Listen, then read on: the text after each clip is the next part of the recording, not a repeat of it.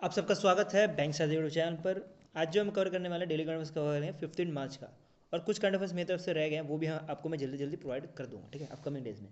तो without wasting time हम पहले न्यूज़ को पढ़ते हैं। तो पहला न्यूज़ आ रहा है कुहू फाइनेंस लिमिटेड। तो कुहू फाइनेंस लिमिटेड एक तरह से student loan focus fintech platform है, जो कि स्टूडेंट को लोन देने का काम करता है। अब स्टूडेंट लोन लेके क्या रहेंगे, क्या वो हायर एजुकेशन के लिए लोन दिया था, ठीक है, तो हायर एजुकेशन लोन देने का काम रहता है कुहू फाइनेंस लिमिटेड का।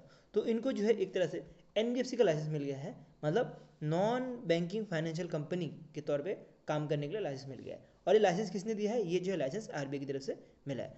अब ये लाइसेंस लेके करेंगे क्या, अभी एक तरह से एनबीएफसी बन चुकी है, तो इसके बाद जो है इनको लोन देने का और ज़्यादा ऑप्शन मिल गया कि ये जो है बड़े अमाउंट में जो है लोन दे सकती है।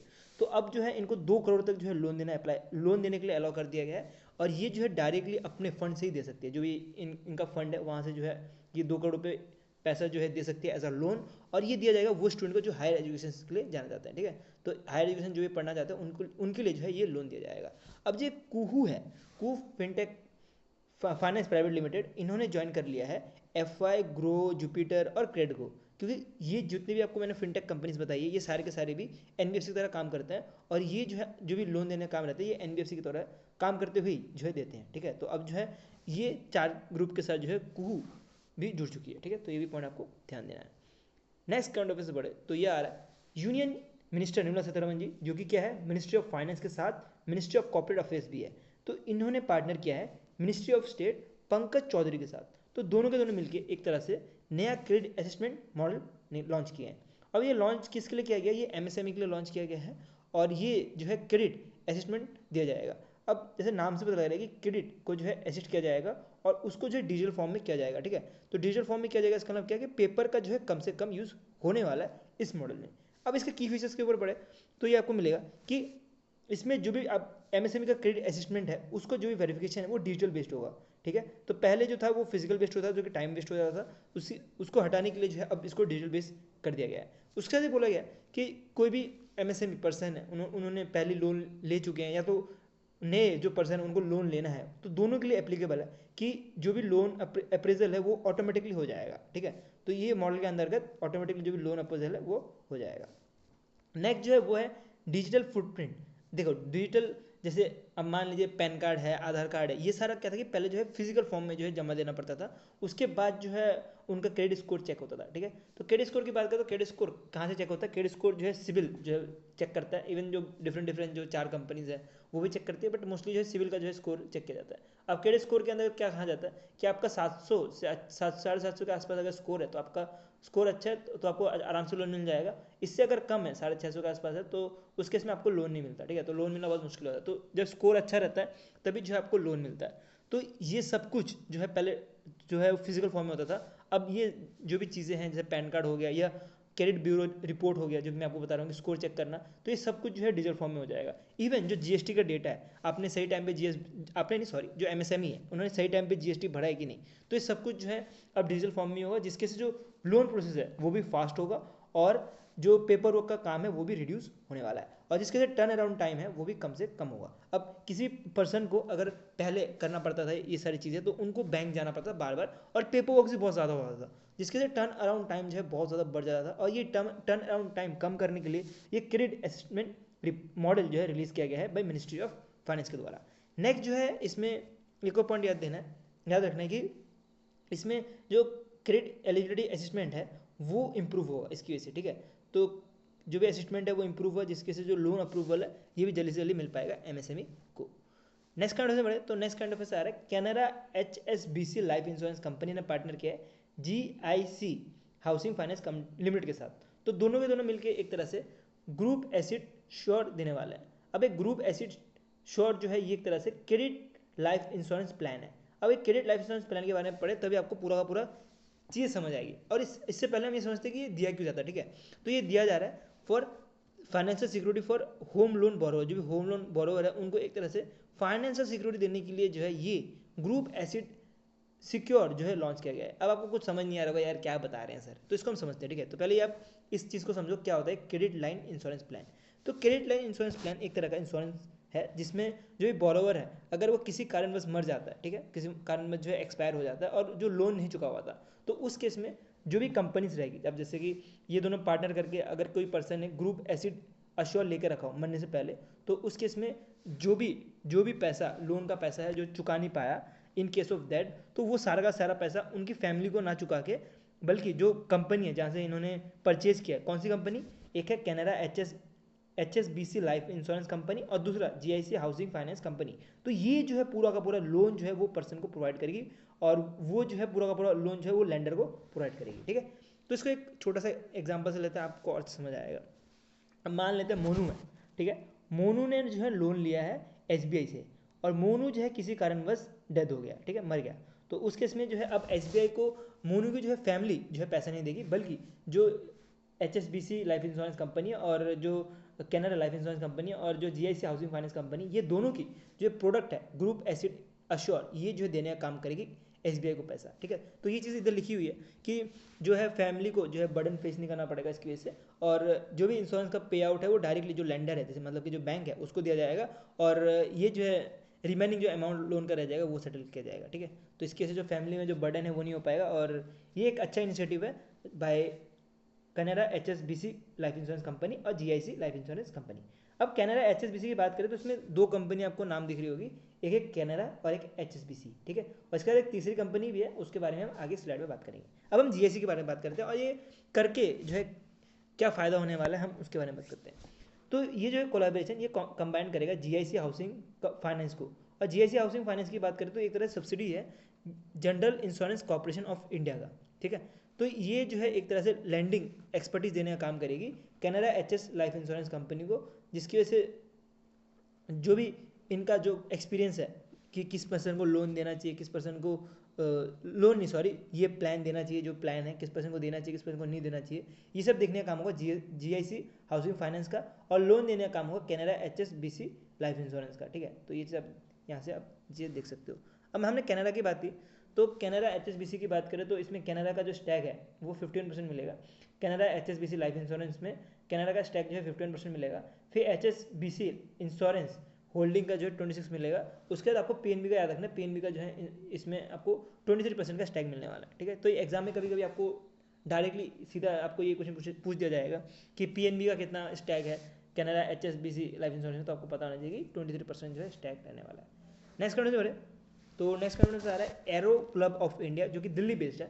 इन्होंने पार्टनर किया है शक्ति एयरक्राफ्ट इंडस्ट्री प्राइवेट लिमिटेड, जो कि कोयम्बतूर कर्नाटका बेस्ड है। अब ये जो कंपनी है ना, ये कर्नाटका बेस्ड तो है इंडिया में, लेकिन ये जो है ऑस्ट्रेलियन बेस्ड है। ठीक है, तो इसका जो हेडक्वार्टर मोस्टली ऑस्ट्रेलिया में मिलने वाला है, लेकिन ये तमिलनाडु में, अभी इंडिया में तमिलनाडु में यहाँ पे ये बेस्ड है। तो दोनों के दोनों मिलकर क्या करने वाला है, दोनों के दोनों मिलकर जो है एक तरह से मैन्युफैक्चर और सप्लाई करने वाला है 20 diamond DA40NG next generation trainee aircraft in India. अब कोई भी पायलट बनने से पहले उसको ट्रेनी जो है एयरक्राफ्ट चलाने मिलता है, जहाँ पे वो ट्रेन होता है कि फाइटर पायलट नहीं सॉरी जो नॉर्मल पायलट है, सिविल पायलट है, वो कैसे जो है उड़ाया जाए। ठीक है, तो सिविल प्लेन कैसे उड़ाया जाए उससे पहले उनको जो है एक तरह से ट्रेनिंग एयरक्राफ्ट बनाना पड़ता है। वो ट्रेनिंग एयरक्राफ्ट ये कुछ ऐसा दिखता है। तो ये एयरक्राफ्ट की बात करें तो ये एयरक्राफ्ट जो है सिंगल इंजन एयरक्राफ्ट है। इसमें 4 सीटर एयरक्राफ्ट है, आप देख सकते हो इसमें पायलट एक बैठेगा, दो बैठेगा, पीछे दो और बैठ सकते हैं। ठीक है, तो ये 4 सीटर एयरक्राफ्ट है और मोस्टली इसको जो है बनाया जाता है फॉर पायलट ट्रेनिंग के लिए जो स्पेशली डिज़ाइन किया जाता है। और जैसे कि मैंने आपको बताया कि ये जो है ऑस्ट्रेलियन बेस्ड कंपनी है, तो ये जो प्लेन है ये भी जो है ऑस्ट्रेलियन ही जो है बनाएगी। ठीक है, तो इसमें से बोला जा रहा है कि जो 200 ये डायमंड DA40NG ट्रेनर एयरक्राफ्ट बनने वाला है हमारे इंडिया में, इसमें से 150 जो है अभी नया फैसिलिटी बनने वाला है हरियाणा में, वहाँ पे बनेगा, और बाकी के बारे में बात नहीं की और हमें पढ़ना भी नहीं है। ठीक है, तो आपको इतना पता होना चाहिए कि 150 जो है हरियाणा में एक फैसिलिटी बनने वाली है, वहाँ पे बनने वाली है ऐसे प्लेन्स। ठीक है, तो एक तरह क्या ये ट्रेनी प्लेन है, जो कि सिविल जो भी पायलट है वो उड़ा, सिविल जो पायलट है वो ट्रेनिंग करने के लिए ये प्लेन का यूज़ करते हैं। नेक्स्ट करंट से बढ़ते हैं, तो नेक्स्ट करंट अफेयर्स आ रहा है एड्री बोर्टू जो कि USA से है, और रिचर्ड सुल्तान याद रख लो यार, सुल्तान कनाडा से है। तो ये दोनों पर्सन को जो है 2024 का AM ट्विनिंग अवार्ड मिला है। तो ये क्या अवार्ड है, ये इंपॉर्टेंट अवार्ड बहुत ज़्यादा है। क्यों, क्योंकि इसको जो है as a Nobel prize of computing भी बोला जाता है। अब कोई भी पर्सन कंप्यूटिंग के मामले में, कंप्यूटर के मामले में अगर अच्छा काम करता है तो उस केस में जो है ये अवार्ड दिया जाता है। तो अभी कंप्यूटिंग या तो जो अभी कंप्यूटर साइंस में जो है सबसे मेजर जो है चेंजेस कर रहा है वो कर रहा है एआई। और इन्होंने जो है इसी एआई के ऊपर जो है बात की थी कि इन्होंने एक तरह से री इन्फोर्समेंट लर्निंग के ऊपर काम किया था। इसका मतलब क्या होता है कि इसमें जो एआई है ये अपना जो भी डिसीजन है वो ट्रायल एंड एरर के बेसिस पे लेता है। अब आप एग्ज़ाम देने जाते हो, ठीक है, अब कोई पहला एग्ज़ाम दिया आपने, आपका पहला एग्ज़ाम ख़राब हुआ। अब वो पहला एग्ज़ाम क्यों ख़राब हुआ और क्या क्या इंप्रूवमेंट हो सकता है वो सब लेके जो है आप दूसरा एग्ज़ाम देते हो। अब उसके बाद जो है आपको दूसरा एग्ज़ाम देने के बाद क्लियर हो सकता है या नहीं हो सकता, ठीक है। क्लियर हो गया तो सही है, अब क्लियर नहीं होगा तो आप वापस से सीखोगे, उसके बाद आप देखो तीसरा एग्ज़ाम। तो ये एक तरह से आपका क्या है, ट्रायल एंड एरर टेक्निक है, ठीक है। तो ऐसे ही कुछ जो है एआई भी करता है और इनके इस काम की वजह से इनको 1 मिलियन जो है एज अ प्राइज मनी भी दिया गया है। और ये जो अवार्ड है इसको स्पॉन्सर किया गया है गूगल, तो ये जो भी पैसा है ये गूगल ने ही दिया है। अब ACM अवार्ड की बात करें तो ये जो है एक पर्सन है अलन एम ट्विनी, इनके नाम पे ये रखा गया है अवार्ड का नाम। और ये जो है फादर ऑफ मॉडर्न कंप्यूटिंग के नाम से जाने जाते हैं, तो ये फादर है और इनके नाम पे ही ये जो है अवार्ड रखा गया है। इस अवार्ड को जो स्टैब्लिश किया गया था 1966 में, और जो मेजर कंट्रीब्यूशन करता है in the field of computer science उनको ही जो है ये अवार्ड दिया जाता है। अब ये जो 2 पर्सन है इनके बारे में एक इंपॉर्टेंट नोट है जो कि आपको पढ़ना बहुत ज़रूरी है कि ये जो है को ऑथर भी है री एनफोर्समेंट लर्निंग एंड इंट्रोडक्शन की भी, ठीक है। तो बुक है एक तरह का, तो इधर के जो है को ऑथर भी है, ये भी आपको थोड़ा ध्यान देना है। नेक्स्ट कंट्री से बढ़े तो नेक्स्ट कंट्री से आ रहा है जिया सिरीफ की तरफ से, कि जिया सिरीफ जो है वो को फाउंडर है एयर बोल रहा हूँ केयर अर्थ ट्रस्ट के। तो केयर अर्थ ट्रस्ट के जो है ये को फाउंडर है और ये पहली वुमेन ऐसी बनी है जिनको Ram Sarovar women change maker in the world women worldland award 2025 का मिला है। और ये क्यों मिला गया है, क्योंकि इनका जो एफर्ट था कि इंडिया का जो वेटलैंड है उसको प्रोटेक्ट करने का, उसके लिए दिया गया है। स्पेशली आप ये देख सकते हो ये चेन्नई में एक जो है मैश है, ठीक है। तो ये जो है कितना गंदा है, तो इसको जो है रिस्टोर करने का इनका स्पेशली काम था और इसी की वजह से जो है इनको ये अवार्ड दिया गया है। अब इस अवार्ड के बारे में पढ़े क्या है ये women change maker in the world of wetland. Women वैसे घर की जो है चेंज मेकर होती है, लेकिन ये जयाश्री ऐसी वुमेन है जो कि चेंज मेकर है इन दी वर्ल्ड ऑफ वेटलैंड्स की, ठीक है। तो ये जो है अवार्ड 2024 में ही लॉन्च हुआ था, जहाँ पे women change maker in the award ये ऑनर करता है वो वुमेन को जो कि वेटलैंड को कंजर्व करने के लिए काम करते हैं। अब वेटलैंड की भी कैटेगरीज हैं, जैसे कि ये इनको जो है अवार्ड मिला है, ये मिला है wish use of wetland category में, और दूसरी जो कैटेगरी है वो मिलेगी आपको वेटलैंड इनोवेशन, तीसरी जो कैटेगरी है वो राम सरोवर वेटलैंड कंजर्वेशन। तो 3 कैटेगरी में अवार्ड दी जाती है और उसमें से आपको ध्यान देना है हमारे इंडिया की तरफ से जयाश्री जी है जो कि को फाउंडर है केयर अर्थ ट्रस्ट के, इनको जो है ये अवार्ड दिया गया है और ये पहली वुमेन बनी है जिनको ये Ram Sarovar women change maker in the world wetland award 2025 का दिया गया। क्यों दिया गया, क्योंकि इन्होंने वेटलैंड कंजर्व किया था, स्पेशली जो चेन्नई वाला लोकेशन है इधर जो है इन्होंने इस वेटलैंड को कंजर्व किया था।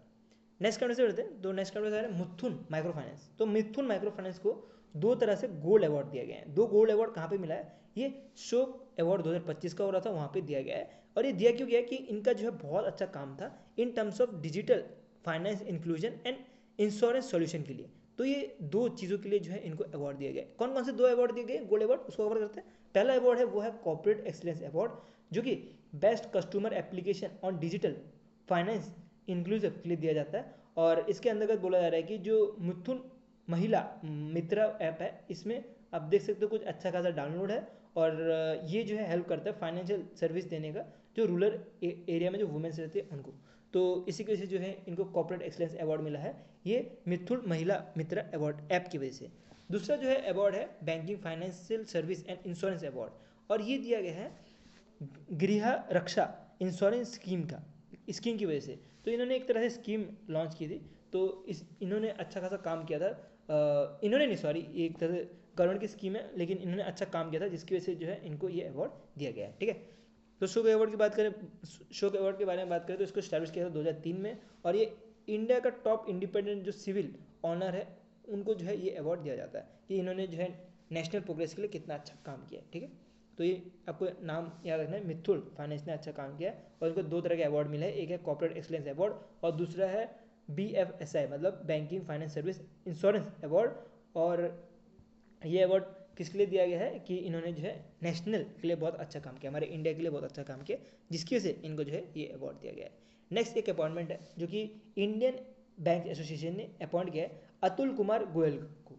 तो अतुल कुमार गोयल के बारे में आपको ऑलरेडी पता होगा, ये जो है एमडी एंड सीईओ थे, है नहीं, ठीक है, एमडी एंड सीईओ थे पंजाब नेशनल बैंक के, और इनको जो है अब अपॉइंट कर दिया गया है चीफ एग्जीक्यूटिव के तौर पे, और ये जो है सक्सीड कर रहे हैं सुनील मेहता जी को। तो सुनील मेहता जी अब तक चेयर संभाल रहे थे as a chief executive of Indian Bank Association का, लेकिन अब इनको हटा के बैठ गए हैं अतुल कुमार गोयल, ठीक है। तो इनको हटा के बैठ गए हैं अतुल कुमार गोयल, और इनकी जो अपॉइंटमेंट है, इनकी जो है अपॉइंटमेंट इसके लिए जो है 3 मेंबर की जो है एक तरह से सर्च कमेटी बैठी थी, जिसमें आपको ये पर्सन के नाम तो याद ही होंगे, CS छेती जो कि SBI के चेयरपर्सन हैं, ये तो बैठे थे। इसके बाद MV राव जो कि CBI मतलब सेंट्रल बैंक ऑफ इंडिया के CEO हैं। उसके बाद N नामाकोडी जो कि सिटी यूनियन बैंक के जो है CEO है। तो ये तीनों के तीनों ने बैठा और इन्होंने डिस्कस किया कि हम जो है अतुल कुमार गोयल को जो है as a Indian Bank Association का एग्जीक्यूटिव चीफ एग्जीक्यूटिव जो है अपॉइंट करेंगे। तो इनके ये डिसीजन लेने के बाद अब फाइनली ऑफिशियली जो है इनका अपॉइंटमेंट हो चुका है। नेक्स्ट काउंटर से बढ़े तो नेक्स्ट काउंटर आ रहा है जियो प्लेटफॉर्म लिमिटेड ने पार्टनर किया है भारतीय एयरटेल लिमिटेड के साथ, और दोनों मिलके पार्टनर कर रहे हैं स्पेस एक्स के साथ। अब स्पेस एक्स के साथ पार्टनर क्या करने वाले हैं, जो स्टारलिंक सैटेलाइट है वो जो है हमारे इंडिया में इंटरनेट सर्विस दे पाए, उसी के लिए जो है ये तीनों जो है पार्टनर कर रहे हैं। अब स्टारलिंक सैटेलाइट की बात करें तो ये क्या है, ये आपको जो इंटरनेट की सुविधा है वो जो है सैटेलाइट के थ्रू दी जाएगी, ठीक है। तो वायरलेसली जो है आपको सैटेलाइट के थ्रू जो सुविधा दी जाएगी, तो उसी के लिए जो है जियो प्लेटफॉर्म और एयरटेल और स्पेस एक्स तीनों के तीनों ने पार्टनर किया है।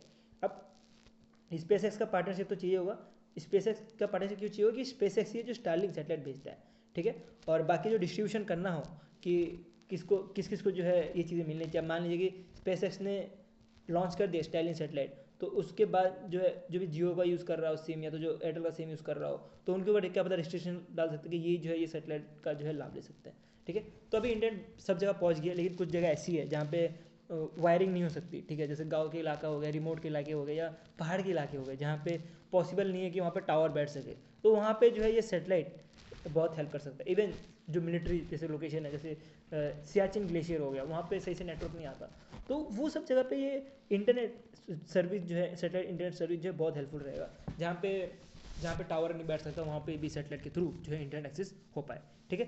तो इसका एम क्या रहने वाला है कि जो भी एग्जिस्टिंग नेटवर्क है उसको एनहेंस करने का, और जो कवरेज है वो रिमोट रीजन और बूस्ट करने का जो इंटरनेट कनेक्टिविटी है, इसके बारे में आपको ऑलरेडी बता ही दिया। अब स्टैलिन के बारे में बात करें तो स्टैलिन जो है पता होगा कि एलन मस्क स्पेस एक्स के जो है को फाउंडर है, तो इनकी ही जो है एक तरह से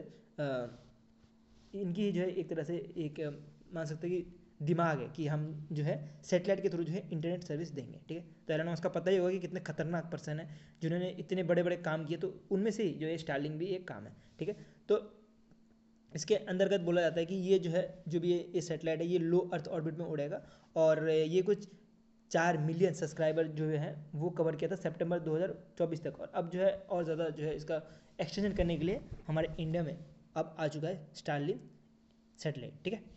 नेक्स्ट कंट्री से बढ़े तो नेक्स्ट कंट्री से आ रहा है national highway logistic management limited ने पार्टनर किया है इनवे वाटर अथॉरिटी ऑफ इंडिया के साथ, और दोनों के दोनों मिलकर जो है एक तरह से MU साइन कर रहे हैं मल्टी मॉडल लॉजिस्टिक पार्क का, और ये जो है पार्क बनने वाला है वाराणसी उत्तर प्रदेश में, ठीक है। तो ये जो है देख सकते हो आप 150 एकड़ की ज़मीन है, जहाँ पे आपको फ्लाइट दिख रहे होंगे, फिर क्या क्या दिख रहा है आपको, फ्लाइट दिख रहा है, ट्रक दिख रहे हैं, उसके साथ आपको क्या दिख रहा है, शिप भी दिख रहा है। तो ये क्या रहेगा, एक तरह से मल्टी मॉडल लॉजिस्टिक प्लेटफॉर्म होगा, जिसमें जो भी लॉजिस्टिक है, जैसे आप देख सकते हो वेयर हाउस है, अब जो भी सामान है वो शिप के थ्रू आया वेयर हाउस में, उसके बाद जो भी सामान है वो ट्रक के थ्रू जाना चाहिए, वो शिप के थ्रू वापस जाना चाहिए, वो जो है फ्लाइट के थ्रू जाना चाहिए, वो ट्रक के थ्रू जाना चाहिए। ये सब कैसे पॉसिबल है, ये सब तभी पॉसिबल है जब सारे के सारे कनेक्टिविटी हो पाए। तो ये कनेक्टिविटी करने के लिए national highway logistic management limited ने पार्टनर किया है इनवे वाटरवे अथॉरिटी ऑफ इंडिया के साथ, और दोनों मिलके जो है ये लॉजिस्टिक पार्ट जो है डेवलप करने जा रहे हैं, ठीक है।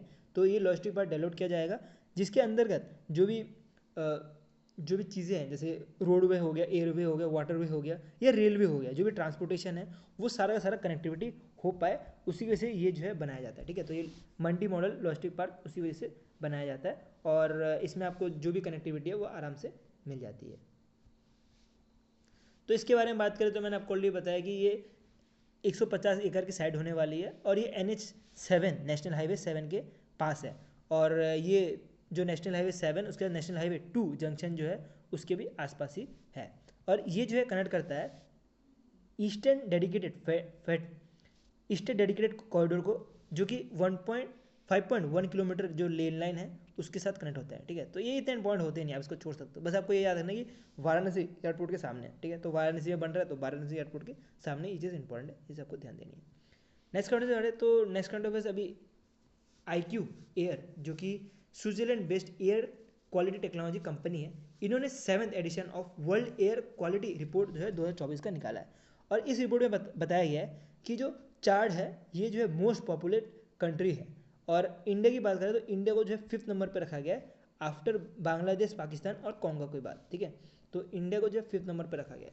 अब इंडिया की जो है PM वैल्यू की बात करें, PM क्या रहता है, PM का मतलब प्राइम मिनिस्टर नहीं, PM का मतलब रहता है इधर एयर क्वालिटी की बात करें तो इसमें कितनी जो है मात्रा में जो है पार्टिकल्स है। ठीक है, पार्टिकल्स तो समझते होंगे आप। तो मान लीजिए ये कोई एक जगह है जहाँ पे कितने छोटे छोटे पार्टिकल्स हैं, तो कितने छोटे छोटे या कितने बड़े बड़े पार्टिकल्स हैं उसको नापा जाता है PM के थ्रू। तो ये बोला जा रहा है 2.5, ये जो आपको पार्टिकल दिख रहा है ये मैंने बहुत माइक्रोस्कोपिक लेवल पे बता रहा हूँ। तो ये जो है 2.5 साइज़ का है। और इसमें जो इंडिया की जो एवरेज PM है वो आपको मिलेगी 50.6 मर्करी यूनिट की। ठीक है, तो एग्जैक्ट मुझे यूनिट याद नहीं आ रहा, तो ये मर्करी यूनिट के हिसाब से मिलने वाला है। ठीक है, पर मीटर के हिसाब से, पर क्यूबिक मीटर के हिसाब से मिलने वाला है। तो ये जो है डिक्लाइन कर गया है 2023 के हिसाब से, ऐसा बोला जा रहा है। और सबसे ज़्यादा जो है हाईएस्ट कंसनट्रेशन में जो PM है वो आपको मिलेगा मेघालय आसाम बॉर्डर पे। तो सबसे ज़्यादा गंदगी जो है मेघालय आसाम बॉर्डर पे है, ऐसा कुछ कहना है इस रिपोर्ट के अंतर्गत। ठीक है, नेक्स्ट करने से बढ़े तो जो मुंबई इंटरनेशनल एयरपोर्ट है इन्होंने जीता है 8th consecutive airport service quality award. और ये जो है दिया गया है best airport in Asia Pacific के लिए, जिसके अंतर्गत बोला जा रहा है कि ये जो मुंबई का जो एयरपोर्ट है Chhatrapati Shivaji Maharaj airport international airport, ये कुछ 40 मिलियन जो है पैसेंजर संभालता है। और इसी की वजह से ये जो है अवार्ड दिया गया और अच्छी सर्विस होने की वजह से ये अवार्ड दिया गया है। तो ये अवार्ड दिया था कौन है, ये दिया जाता है बाय एयरपोर्ट काउंसिल इंटरनेशनल और एमा ड्रोस के द्वारा। ठीक है, तो ये दो ऑर्गेनाइजेशन जो है मिलकर ये अवार्ड देती है। अब टॉप परफॉर्मर की बात करें तो इंडोनेशिया फर्स्ट नंबर पे आता है जिसको 10 अवार्ड मिला है, चाइना जो है सेकंड नंबर पे जिसको 8 अवार्ड मिला है, और इंडिया जो है थर्ड नंबर पे आता है जिसको 7 अवार्ड मिला है। नेक्स्ट चलता है एक तरह से एक्सरसाइज है जो कि इंडियन एयरफोर्स कंडक्ट कर रहा है मेघालय में। मेघालय में कहाँ, उमन लेक जो कि शिलोंग में है, यहाँ पे जो है एक्सरसाइज हो रही है। ये एक तरह से कॉम्बैट ऑपरेशन ट्रेनिंग एक्सरसाइज है जिसके अंदर का जो इंडियन आर्मी के जो स्पेशल फोर्स है वो भी आएंगी और उसके साथ जो इंडियन नेवी है ये भी आएंगी। और ये तीनों के तीनों फोर्स मिलके जो है पार्टिसिपेट कर रही है इस एक्सरसाइज में। और ये देखेंगे कि इनका बीच में जो है टीम वर्क कितना अच्छा है। और ये आप देख सकते हो ये लेक कितना सुंदर लेक है। और इवन जो शिलोंग है जो मेघालय में, उसको स्विट्जरलैंड ऑफ ईस्ट इंडिया ही बोला जाता है। तो आप देख सकते हो कितना सुंदर नज़ारा है और यहीं पे जो है ये एक्सरसाइज होने वाला है। अब इस एक्सरसाइज में जो है जो शिलोंग में जो NCC कैडेट है उनको भी बुलाया गया है कि वो यहाँ पे आए, इनकी जो भी ट्रेनिंग है ये देखे और कुछ सीखे। ठीक है, तो जो NCC कैडेट जो शिलोंग के हैं उनको भी बुलाया गया है इधर ये एक्सरसाइज देखने के लिए। ठीक है, अब इस एक्सरसाइज में जो है आप देख सकते हो डिफरेंट स्पेशल ऑपरेशंस होने वाले हैं। जैसे रबड़ बोर्ड जो है यूज़ किया जाएगा, पैराशूट जंप्स होंगे इधर, फिर उसके बाद jumping into water from the aircraft से जो है जंप भी किया जाएगा वाटर पे। फिर N-32 एयरक्राफ्ट को यूज़ किया जाएगा, C-130 जो हरकुलस है उसको यूज़ किया जाएगा। उसके बाद Mi-17 जो मिलिट्री ट्रांसपोर्ट हेलीकॉप्टर है इसको भी यूज़ किया जाएगा। तो मोस्टली जो है आप देख सकते हो कि सारा का सारा दावेदार जो है इंडियन एयरफोर्स ही संभाल रही है, क्योंकि मोस्टली ये जो है एक्सरसाइज इंडियन एयरफोर्स के ही है। लेकिन जैसे कि इधर पैराशूट जंप्स भी आ गए तो इसमें जो है इंडियन आर्मी के जो स्पेशल पैरा कमांडर्स हैं वो भी पिक्चर में आएंगे। वैसे इंडियन नेवी भी जो है पिक्चर में आएंगी जब कभी कोई वाटर का कुछ सीन हुआ तो ऑपरेशन के बीच में। तो ये एक तरह से कॉम्बैट टीम वर्क है तीनों डिफेंस फोर्स के बीच में। ठीक है, तो ये आपको एक्सरसाइज के बारे में आपको अच्छे से समझ आ गया होगा। नेक्स्ट एक अप्रूवल जो कि CI अप्रूवल्स की तरफ से आ रहा है, जो कि ONGC NTPC ग्रीन लिमिटेड इन्होंने एक्वायर किया 100% इन अरायना रेवेन्यू पावर लिमिटेड का। और ये एक्वायर किया गया है 19,500 करोड़ रुपए में। ठीक है, तो ये सेकंड जो है ये डील है और ये जो है अदानी ने एक्वायर किया था 2021 में, उसके बाद जो है अब इन्होंने एक्वायर कर लिया है। और नेक्स्ट वाला जो पॉइंट है ये इतना इंपॉर्टेंट है नहीं, आप इसको छोड़ भी सकते हो कि ये जो है बाहर से आता है, ठीक है। तो ये हो गया हमारा डेली करंट अफेयर्स 15 मार्च का। और डेफिनेटली यार जो भी अपकमिंग जो वीडियोस हैं या जो पीडीएफ्स है वो आपको मैं टेलीग्राम ग्रुप में प्रोवाइड कर दूंगा। इवन आपको इस वाले का भी टेलीग्राम, और इवन आपको इसका भी आपको पीडीएफ चाहिए तो टेलीग्राम ग्रुप से वो डाउनलोड कर सकते हो। वीडियो से लाइक कर देना, ऐसी कंटेंट देखते रहे, सब्सक्राइब हो जाए और वीडियो को प्लीज़ शेयर कर दो यार, लोगों को पता लगे कि माइंड मैपिंग में भी कंटेंट मिलना चालू हो गए हैं और इससे आपको डेफिनेटली पढ़ने में बहुत ज़्यादा ईजी होता है, ठीक है। तो वीडियो शेयर कर दो अपने दोस्तों के साथ। वीडियो अभी के लिए इतना रहता है। Thank you for watching this video.